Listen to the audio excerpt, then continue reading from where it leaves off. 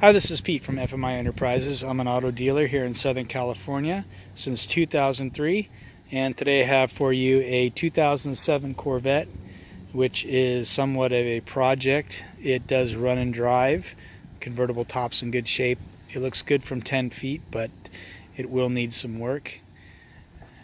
I'm going to walk around and do a condition report for everybody so you can see what I am seeing. And starting off with the paint and the body, it's been hit on the right front, and from what I gather, it has been put back together, not in the best way. I bought this car exactly as you see it, so I'm not responsible. But yeah, it just, somebody did not, the door has some damage to the hinges on the inside, and I guess somebody with some experience could probably repair the door, but probably easier to replace the door. Now underneath the car, the subframe, which is a bolt-on part, you can buy it. I can buy one right now for a couple $100. It's got a small crack in the subframe, which is actually it's a bolt-on part, but other than that, sort of is what it is.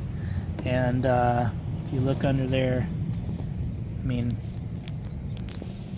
it's not a salvage title. The subframe does have a crack in it, so car does run and drive. I drove it on the freeway.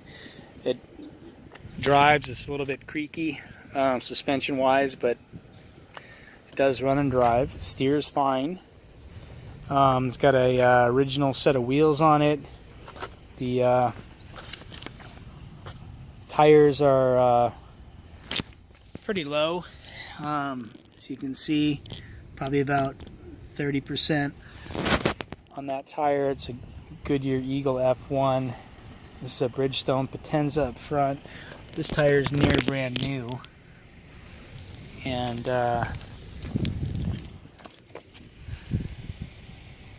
this tire over here, probably about 40% on that one, not 40, 50, maybe even more. That tire looks pretty good. This tire over here is a Bridgestone, and it has not very much tread, about 10%. So it's got basically a mismatched set of tires on it.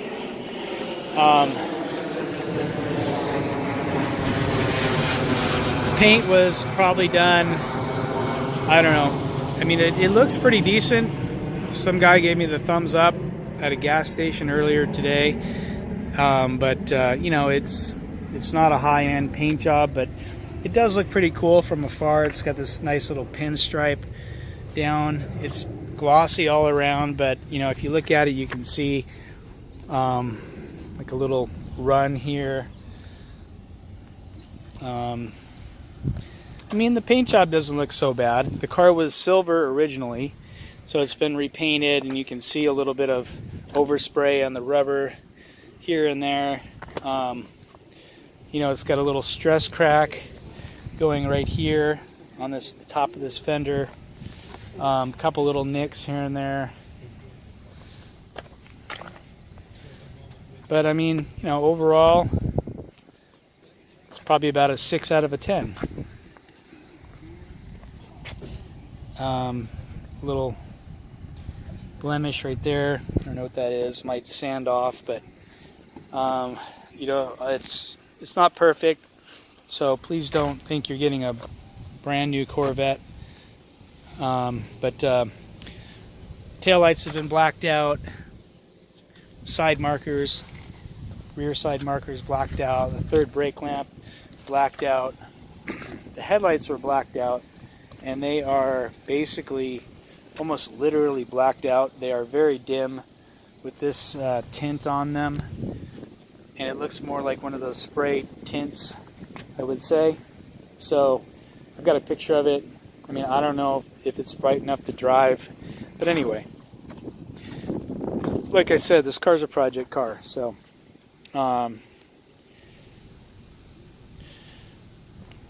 anyway, so it's about a 6 out of a 10 on the paint. Walking around it, looking for any other little or big issues here. You can see some like overspray there on the GM logo. In the inner wheel well, you can see some overspray. So, you know, this is not a show car. It's not a perfect car. Some overspray there. You can see the inner wheel well there is missing.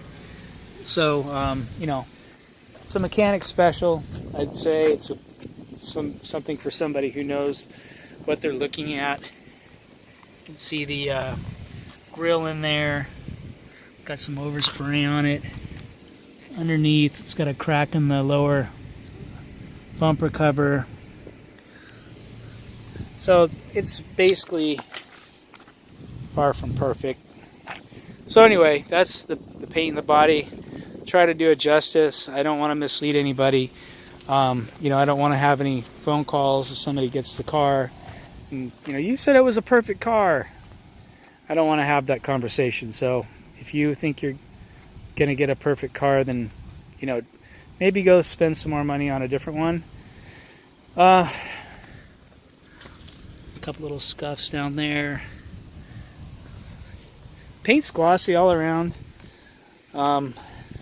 Now these door buttons here, sometimes it works and sometimes it doesn't. I think it has to do with the proximity sensor on the key fob. It comes with one key fob, and I've got it right here. It does work. The alarm and all this stuff works. But sometimes it does not work to get in, and you have to reach in and do the manual release for the door, which I just did. So let's talk about the interior. The interior, as you can see, matches the exterior. Seats have some issues with the side bolsters. It's got the multi-directional power seats. Looks like front and the back work, and I can hear the bolster trying to work there. Yeah, it does work. Okay, so the seats are all there, they work. Carpet, some pretty nice shape, no holes in it. The rear of the seats, pretty decent. The back of the seats looks clean back there. The center armrest looks decent, no holes in it. Glove box is decent. The carpeting over here looks very nice as well. The seat on the passenger side, as you can see, it's got a tear in the inside bolster somehow. Got that. Power seat over here works. Glove box is clean. Dash looks pretty good. Steering wheel, as you can see, it's the leather covering here is coming off. It's got the paddle shifters here. It came with that option. The shifter is missing the hardware that goes in the top of the trigger, so it's just kind of moves on its own. It stays in gear and everything. It just, there's no lock to it, so it's going to need a, you know, the hardware for the trigger or just a new shifter. But I mean, everything works on the inside. It's just missing the parts. The little door that slides over, that closes over the cup holder's missing. The e-brake is not really catching. Car fires right up. It's got a cylinder misfire. As you can see, the TPMS is flashing, and got a check engine light, and the couple of the TPMS monitors are dead.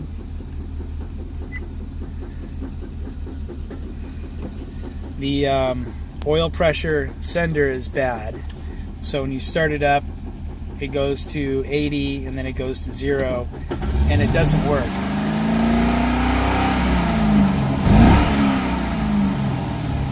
So it's basically the sender's dead. And I think I'm going to have that replaced just to make sure we've got pressure. See there, it goes to 80 and then it goes back to 0. This is a real common failure for these cars, C5s and C6s. The car's been running for quite a while, not quite a while, but a little bit. It doesn't overheat or anything. The gas gauge works. I did put a new battery in it. You can hear the exhaust clanking around. That's the exhaust. The engine seems to run pretty well. It doesn't make any noise. It doesn't smoke as far as I can see. It does have a P0300 misfire code. It could be the intake is missing the side covers. Therefore, I don't think that's the misfire, but it's probably not helping it. But the engine actually runs pretty decent aside from that misfire. It's a minor misfire, it seems, but again, I haven't tested it. I really just bought this car and I want to sell it as is. I don't want to really tie up any money into this car. But LS2 engine, it's all there. And that's the exhaust clanking around.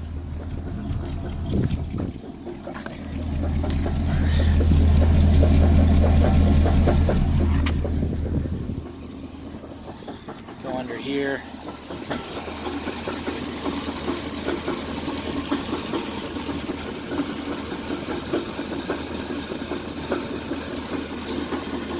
And I think it's the rear subframe that has the crack, if I'm not mistaken. Anyway, I've got a guy local who has one for $200 that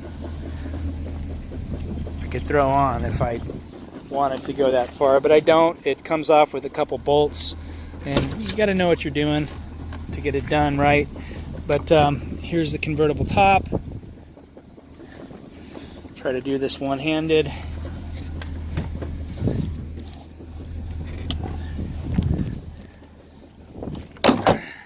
Okay.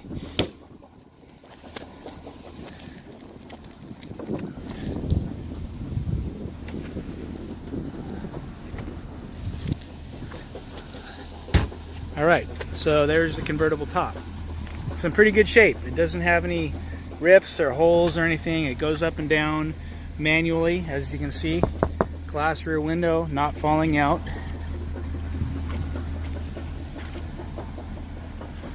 Pretty decent shape. Door panels look okay. The power windows work over here. The passenger one is a little bit intermittent. Right now it's not wanting to work, but it was working earlier today. So you see this trim on the top of the door panel is loose here, and it's broken right there. I mean, there's a lot of little things here. So, you know, if you're brave, this might be the car for you. So let's put the convertible top on. The sun visors, it's got the visors there, but they've been removed by somebody.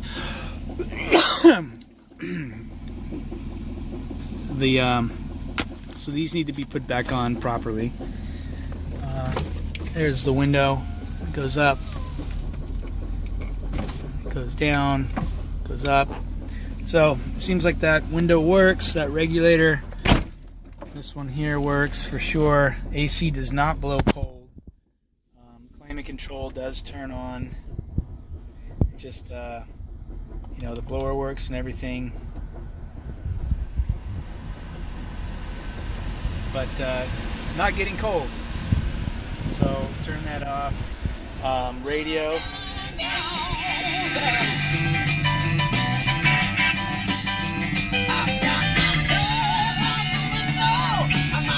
So the radio works. That's the appropriate song for this car, isn't it? So let's take a drive. Again, I just pull it out of park there.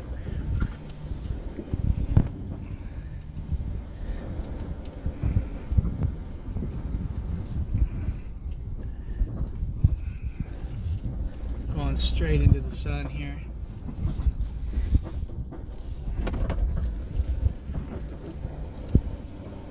Got the flashing check engine light, which means that there's extra fuel in the cylinders, or the cylinder, and you can hear it backfiring a little bit. Occasionally it does that.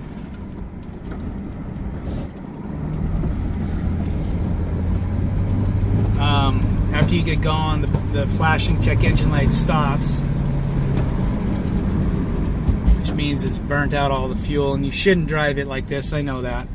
But anyway, I'm just taking you guys on a test drive. So the mileage, 173,085.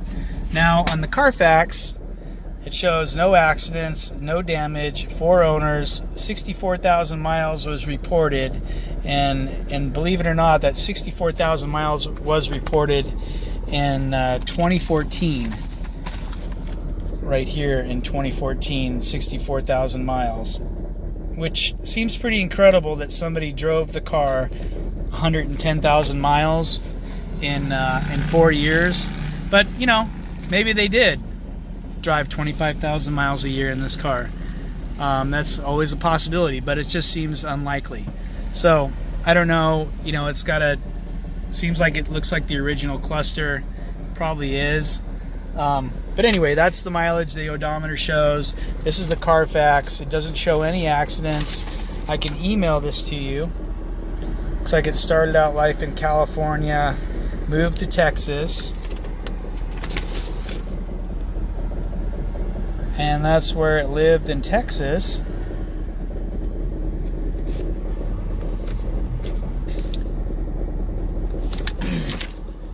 All the way to 2014. And the turn signals work, even though it looks like one bulb is probably burnt out.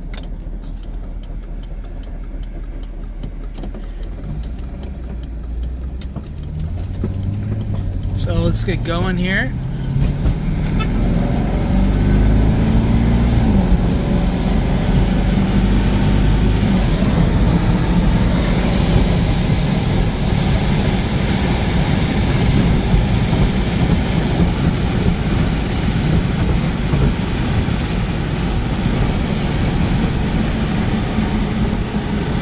So considering all that's wrong with her, she runs and drives pretty good. She's got a cylinder misfire. Transmission seems to shift just fine. It's the least of my worries. But car's definitely been lowered. This passenger door gonna need to be replaced. The main things. It's got a cylinder misfire. And like I said, I'm going to get to that oil pressure sender to make sure it's got good oil pressure, but I think it does. It's just the sender's bad. You can see it just went to 0 again. It just flips back and forth. Got the garage door openers there on the rear view mirrors. Got the traction control. You hit the button and the traction control light comes off. You hit it again and it turns off. So the ABS, all that seems to work okay. And that's pretty much it. Just want to get out of the sun here. This car is very low. And like I said, it comes with one fob, the trunk area. So if I hit unlock and then I hit the button, it opens up for me. Now, it seems like I have to hit the button every time to make it work. Sometimes it works, sometimes it doesn't. So to be perfectly clear with everybody, that's just how this car is. It's going to need a lot of little things. In the trunk here, looks pretty good.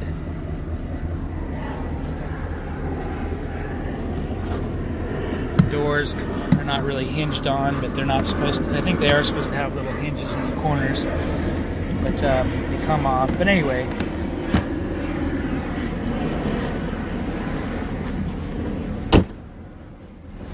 so that's it. If you have any questions, please give me a call. Thank you. And yeah, that top is pretty decent. And there you can see the headlight. That should be the running light. It's probably makes enough light to drive at night, but it's not very bright. You can see the fog lights work, side markers work. You can see the lights working in there. And that's it. Thank you.